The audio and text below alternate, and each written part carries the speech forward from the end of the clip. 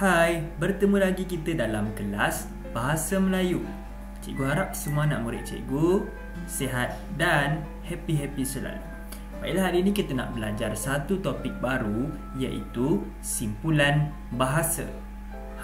Mesti tak pernah dengar kan simpulan bahasa? Okey, jom kita tengok maksud simpulan bahasa. Simpulan bahasa adalah ungkapan yang terdiri daripada 2 atau 3 perkataan dan mempunyai maksud yang berlainan daripada maksud perkataan tersebut. Simpulan bahasa adalah bentuk peribahasa yang paling mudah. Okey, peribahasa ni ada banyak dan simpulan bahasa adalah salah satu daripada peribahasa. Jom kita tengok contoh-contoh peribahasa. Contoh-contoh peribahasa iaitu simpulan bahasa. Okey, ini adalah contoh simpulan bahasa. Kemungkinan ada di antara kamu pernah dengar perkataan ini tetapi tidak tahu ianya adalah simpulan bahasa. Okey, contoh yang pertama, air muka. Okey, air muka bukan yang maksud dia air yang ada dekat muka, bukan, maksud dia rupa atau wajah seseorang. Yang kedua, ajak-ajak ayam. Bukannya kita pergi jumpa ayam lepas tu kita ajak dia main sekalian, bukan. Maksud dia tidak bersungguh-sungguh mengajak orang. Okay, kalau ada orang macam ajak awak, macam dia nak ajak pergi main tapi dia macam nak tak nak je ajak, maksud dia ajak-ajak ayam. Yang ketiga, berat tulang.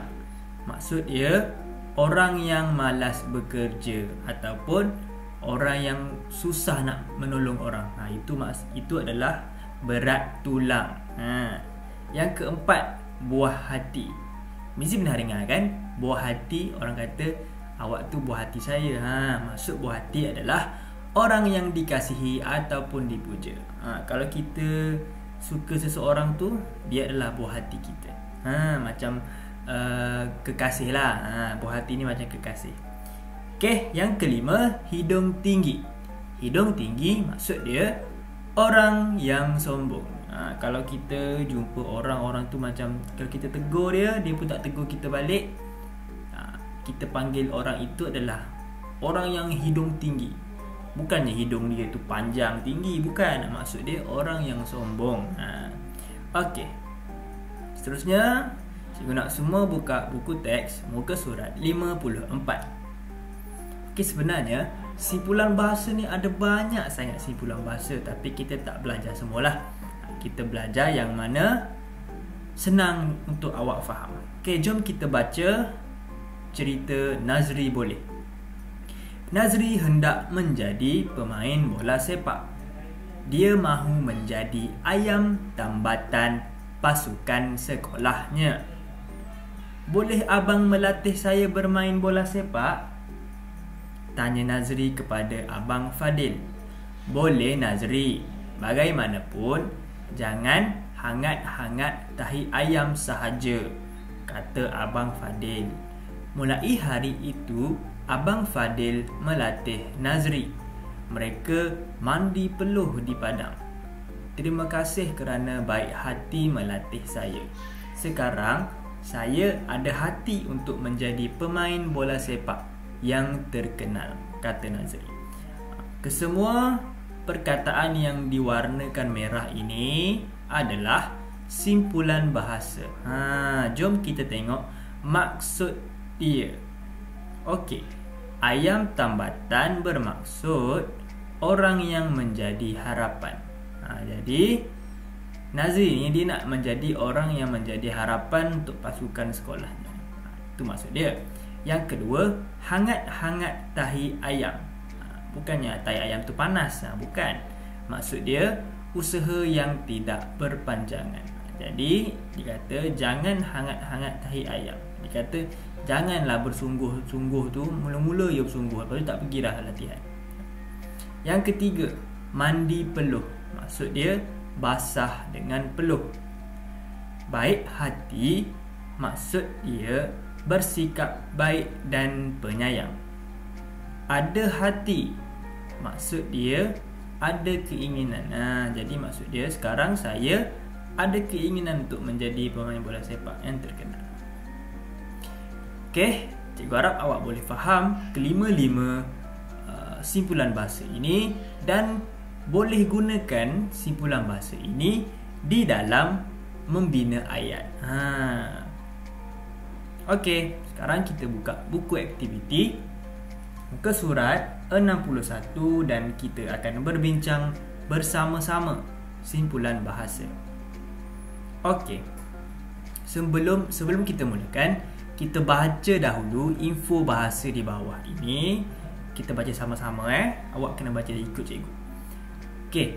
Kat sini ada 5 simpulan bahasa. Jom kita tengok simpulan bahasa serta maksud dia. Putus asa. Maksud dia tidak menaruh harapan akan berjaya. Kedua, perut kosong. Maksud dia lapar, orang yang lapar. Yang ketiga, anak tunggal. Anak tunggal bermaksud satu-satunya anak yang seseorang itu ada. Maksudnya dia tak ada adik, dia tak ada abang, dia tak ada kakak. Kita panggil anak tunggal. Yang keempat, baik hati. Baik hati bermaksud bersikap baik dan penyayang. Yang kelima, suka hati. Suka hati bermaksud seronok. Okey, jadi kelima-lima simpulan bahasa ini dia ada kat atas ni. Jadi kita perlu memilih simpulan bahasa yang sesuai dalam cerita ini. Okey, lengkapkan cerita dengan simpulan bahasa yang sesuai, kemudian sampaikan cerita. Jom kita baca cerita ini sama-sama dan kita isikan simpulan bahasa yang betul. Puan Alia ada tempat kosong bernama Fatin. Jadi simpulan bahasa yang sesuai adalah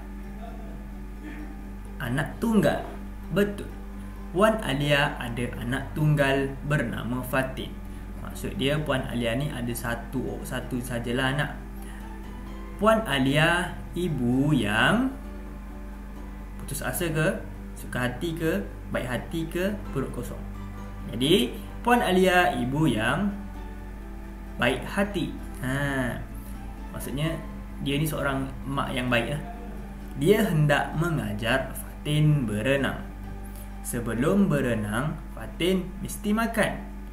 Kita tidak boleh berenang dengan lapar. Jadi kalau lapar, simpulan bahasa dia perut kosong, kata Puan Alia. Baik Mama, kata Fatin. Setelah berlatih beberapa kali, Fatin masih tidak dapat membuat apungan air. Cuba lagi Fatin, jangan tempat kosong. Jangan putus asa. Maksudnya janganlah kita cakap tak berjaya. Jatuh. Cuba lagi Fatin, jangan putus asa, kata Puan Alia. Fatin berusaha dengan bersungguh-sungguh.